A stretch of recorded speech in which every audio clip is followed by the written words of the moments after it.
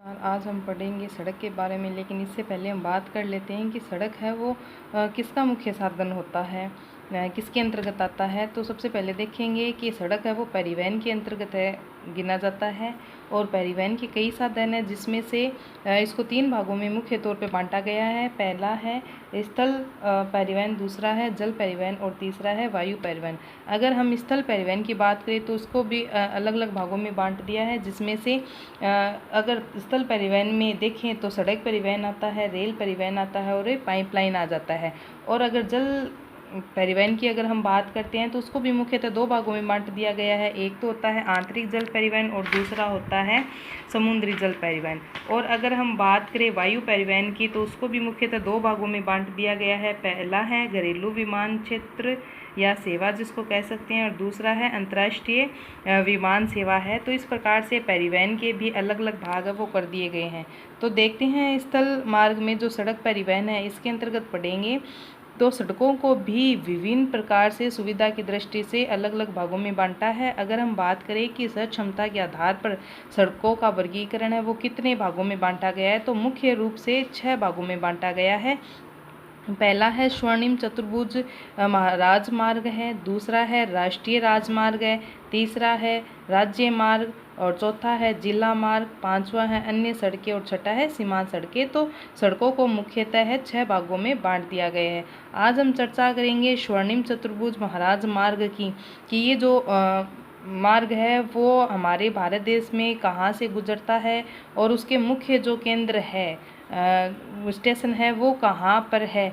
तो हम देखेंगे ये पूरा इंडिया का मैप आप लोगों के सामने है और पूरा का पूरा जो स्वर्णिम चतुर्भुज मार्ग है उसको आप लोगों के सामने दर्शाया गया है। तो सबसे पहले हम देखते हैं कि हमारे भारत देश में जो स्वर्णिम चतुर्भुज महामार्ग है वो सब जो मुख्यतः 4 जो अपने स्थान है क्षेत्र है उनको जोड़ता है। तो इनमें से पहला देखते हैं कि ये दिल्ली से शुरू होता है, तो दिल्ली को ये जोड़ता है कलकत्ता से, कलकत्ता को जोड़ता है चेन्नई से और चेन्नई को जोड़ता है मुंबई से। तो मुख्यतः इसके 4 जो राज्य है वो मुख्य हैं, जिसमें से स्वर्णिम चतुर्भुज जो महामार्ग है वो जुड़ता है। अगर हम बात करें तो दिल्ली से शुरू होता है, तो दिल्ली से लेकर के कोलकाता के बीच में अनेक स्थान है वो आते हैं, जिसमें से बात करते हैं कि दिल्ली से ये जो सड़क मार्ग है वो शुरू होता है, तो इसके बीच में आगरा, इटावा, कानपुर आता है, वाराणसी आता है और पानागढ़ आता है। तो ये कोलकाता, अगर कोलकाता से लेकर के हम चेन्नई की बात करते हैं तो इसके बीच में खड़गपुर आता है, भुवनेश्वर आता है, विशाखापट्टनम आता है, नेलोर आता है, फिर चेन्नई है जो राज्य है उसमें से ये सड़क मार्ग आकर के मिलता है।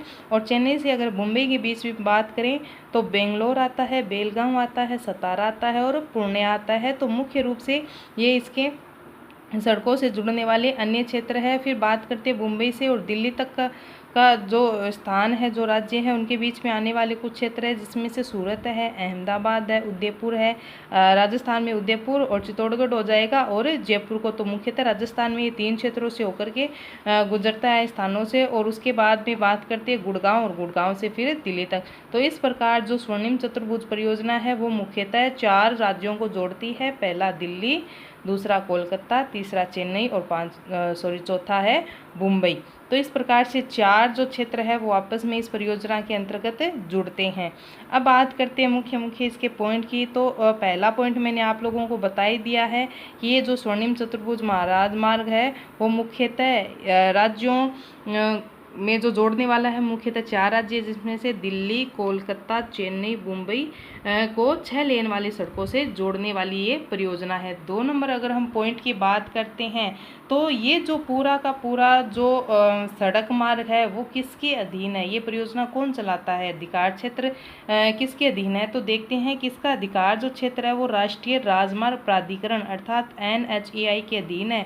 अगर इसकी फुल फॉर्म देखते हैं तो national highways authority of India के अधिकार क्षेत्र में ये जो परियोजना है मार्ग है वो आता है। इसकी देखभाल सार संभाल का जो कार्य है वो पूरा पूरा NHAI के अंतर्गत होता है। अगर इसकी बात करते हैं तीसरे पॉइंट की, तो तीसरे पॉइंट में आते हैं कि ये जो राजमार्ग बना है इसका मुख्य उद्देश्य क्या है, बनाने का मुख्य उद्देश्य क्या रहता है।